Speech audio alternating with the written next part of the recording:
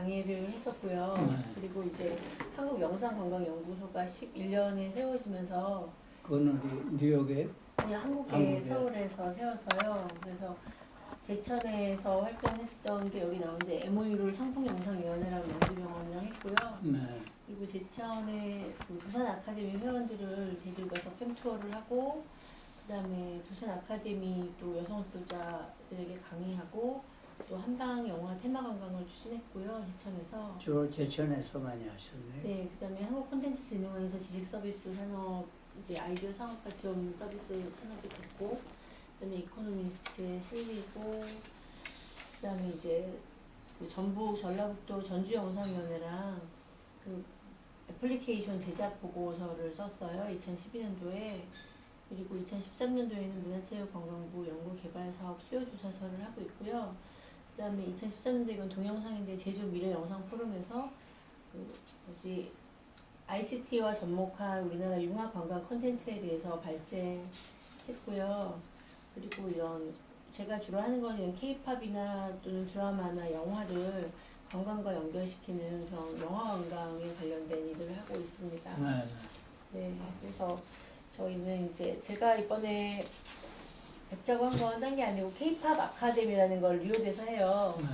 그래서 거기에 가서 강의하는데 이제 좋은 말씀 이제 K-팝 아카데미에는 K-팝 팬들이고 또 우리나라 드라마나 영화 촬영체를 가지고 그 루트를 만든 게 있어서요. 그걸 소개하면서 이제 김동욱 위원장님께서 좀 좋은 말씀 해주시면 제가 네. 학생들한테 보여주고 뵙자고 했습니다. 그 뭘 주로 말씀을 드려야 되는가요? 아, 네. 인터뷰 내용은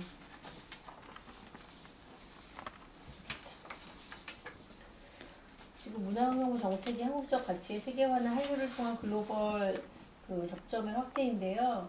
영화관광 매개체로서의 영화제의 역할은 어떤 것이 있을까요?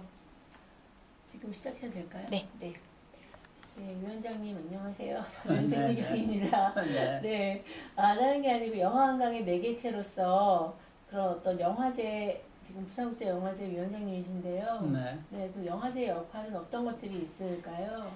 우선 영화제라는 것은 가장 먼저는 그 나라의 영화를 네, 해외에 소개해주는 창구 역할을 하는 것이 바로 영화제라고 할 수 있습니다. 네, 그 예를 들면 부산국제영화제가 생기기 전인 1995년까지만 해도 칸 영화제, 세계에서 가장 권위 있는 칸 영화제 한국 영화가 소개된 것은 불과 4편밖에 안 됩니다. 50년 동안에. 1984년에 이도영 감독의 아지아제 바라제라는 영화, 네, 89년에 배은경 감독의 달마가 동쪽으로 간 까닭은이라는 영화와 1995년에 네, 그 신상옥 감독이 칸 영화제 심사위원으로 네, 참여하면서 징발이라는 영화가 네. 95년에 상영이 됐죠. 네, 그렇게 3편과 그리고 96년에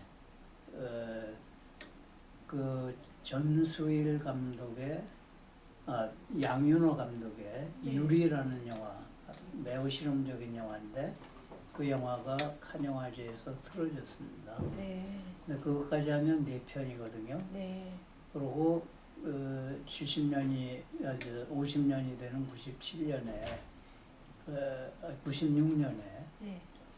97년에 전수일 감독이 만든 그 내 안에 우는 바람이라는 영화가 틀어졌습니다. 네. 그렇게 보면 5편이 칸 영화제 50년 동안에 틀어졌거든요. 네, 근데 부산국제영화제가 96년에 생기고 그다음에 97년에 이제 칸 영화제 선정 위원들이 프로그래머들이 부산을 방문하면서부터 1998년에 한국 영화가 한 해에 4편이 칸 영화제에서 틀어졌거든요. 네, 그것이 바로 그 이광모 감독의 아름다운 시절, 홍상수 감독의 강원도의 힘, 그리고 허진호 감독의 8월의 크리스마스, 그리고 이제 단편 영화 스케이트라는 영화 한 편, 그렇게 4편이 틀어졌고, 그리고 99년에 또 단편 영화 4편이 초청돼가지고 거기에 또 한국 영화 소풍이라는 영화가 또 심사위원 특별상을 받았고, 그리고 2000년에 또 임권택 감독의 춘향전이라는 영화가 경쟁에 올라갔었고, 그리고 2002년에는 또 임권택 감독의 치화선이 감독상을 받고, 그 후에 또 2004년에는 박찬욱 감독의 올드보이가 그랑프리, 즉 심사위원 대상을 받았거든요.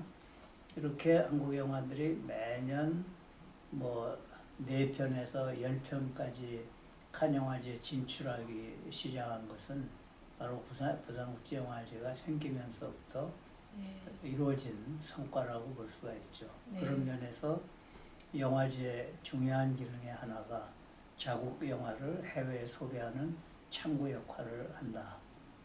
그 다음에 두 번째는 그 영화제를 통해서 세계 영화의 새로운 경향, 또 그 나라의 문화, 이런 것들을 그 나라 국민은 물론 영화계에 있는 사람들한테 보여줌으로써 이해의 폭을 넓혀나갈 수 있다, 영화제가. 네. 그런 점에서 또 영화제는 그 영화 산업을 진흥시키고 또 국민 간에 그 외국 문화에 대한 또는 영상 문화에 대해서 그 관심과 이해를 증폭시킬 수가 있다. 그런 역할을 바로 영화제가 한다고 할 수 있습니다. 네, 이게 바로 영화 관광의 핵심이라고 할 수 있을 것 같은데요. 네. 그러면 부산국제영화제는 부산을 영화의 도시로 열리는데 지금까지 이렇게 오게 된 원동력은 다 위원장님 덕분이라고 할 수 있겠는데요. 아니 뭐 그렇지는 않습니다만. 네, 주로 많이 어디에 있다고 보시나요? 뭐 그렇다고 할 수는 없지만 우선은 부산영화제가 99년에 그러니까 4회 때 부산 시장으로 하여금 그 영화 산업의 도시라고 할 수 있는 로스앤젤레스를 방문하게 해서 그 로스앤젤레스 시가 영화 산업에 어떻게 기여를 하고 있는가, 특히 로스앤젤레스에 있는 영상위원회가 어떤 역할을 하고 있는가 하는 것을 직접 보고 체험할 수 있게 했고, 그 이후에 부산에 돌아와 가지고 1999년에 처음으로 아시아권에서는 처음으로 부산영상위원회를 만들었습니다. 그래서 이 부산영상위원회는 그 영화를 부산에서 촬영하고 제작할 때 지원해주는 그런 역할을 하게 됐죠. 그 이후에 2000년부터 이제 부산영상위원회가 활동을 하면서 한국의 영화 제작의 40%는 부산에 와서 촬영을 하기 시작을 했고, 그래서 부산이 영화 촬영 도시가 되기 시작했고, 그 촬영을 하게 되면 자연히 뭐 스튜디오도 만들어야 되고 또 촬영을 뒷받침하는 인력, 기자재 등을 제공하거나 또는 대여해주는 그런 회사들도 생기고, 그래서 부산이 영화의 도시가 될 수 있고, 그 이후에는 영화의 정책기구인 코리아 필름 카운실도 부산으로 내려오고, 또 등급위원회도 부산으로 내려오고 해서 명실상부하게 부산이 영화의 중심 도시가 되고 또 아시아권의 영화 중심 도시가 될 수 있었다.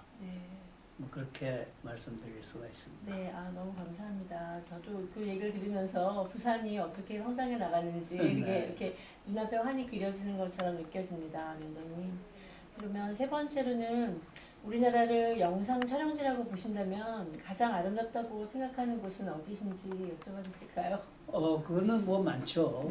원래 우리나라는 자연 자원이 풍부한 그런 나라이죠. 그래서 부산도 산과 바다와 도시가 있는 네. 그런 도시이기 때문에 부산에서 많은 영화들이 제작되고 있죠. 네. 또 강원도만 해도 강원도의 경관이 굉장히 수려하고 바다도 있고 동해안 쪽에 그래서 한국에 와서 영화 촬영을 좀 많이 할 수 있는 여건이 많이 갖춰져 있습니다. 네. 제주도도 굉장히 아름다운 그럼요. 섬이기 네. 때문에 제주도에 와서 또 영화 촬영을 해도 좋다고 네. 봅니다. 네. 우선은 부산으로 오시면 네.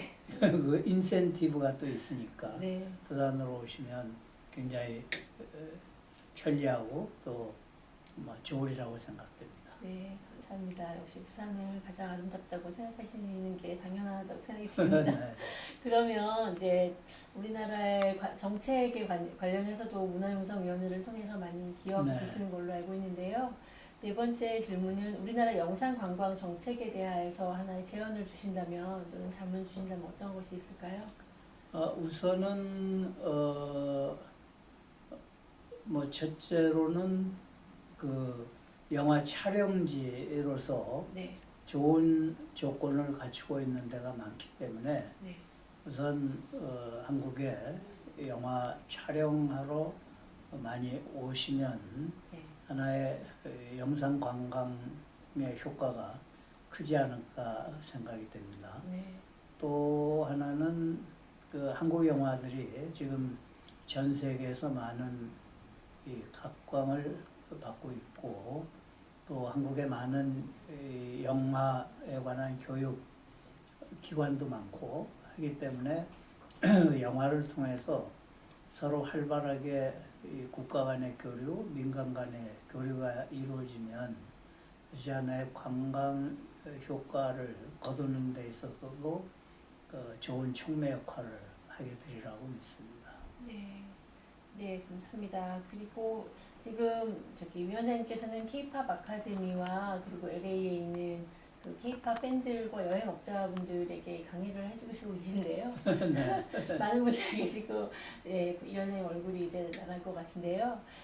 그러면 마지막으로, 네, 마지막에서 그 전번으로 K-팝 팬들에게 우리나라의 이런 큰 어른으로 한마디 해주시면 좋을 것 같습니다. 저는 한국의 한류, 이른바 코리안 웨이브라는 한류가 퍼지기 시작한 것은 사실은 1997년에 중국에서 한국 드라마 가을동화라는 드라마가 크게 인기를 끌면서 네, 코리안 웨이브라는 말이 처음 생겼고 네, 그 후에 대만으로 넘어가서 거기는 엽기적인 그녀라는 네, 영화가 또 대만에서 선풍적인 인기를 끌었고 그 후에 또 물론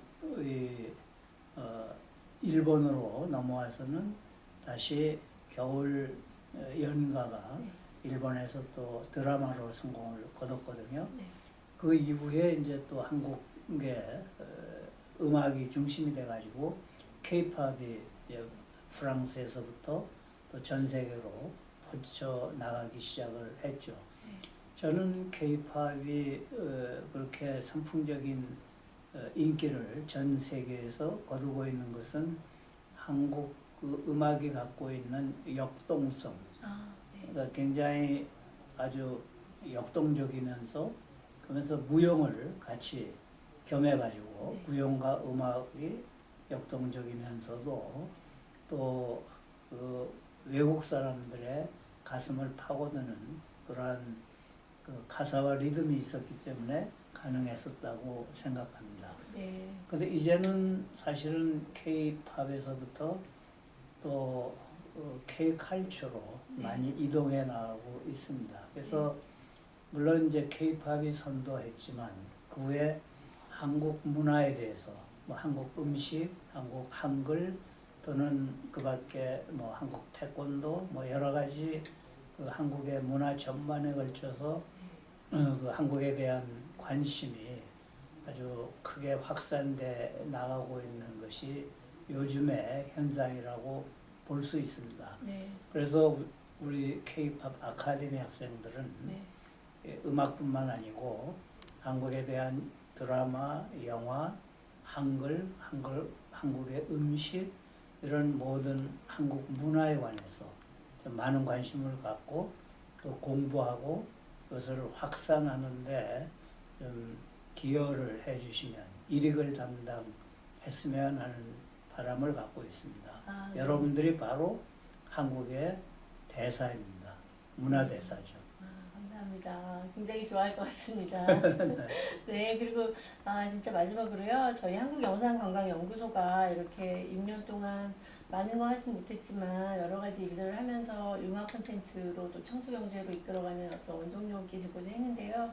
저희 한국영상관광연구소에게도 하나의 응원의 말씀 좀 부탁드립니다. 네, 지금 21세기는 영상의 시대이고 특히 문화와 첨단 기술이 접목돼서 하나의 새로운 문화 영역을 창조해 나가는 그러한 시기라고 알 수가 있습니다.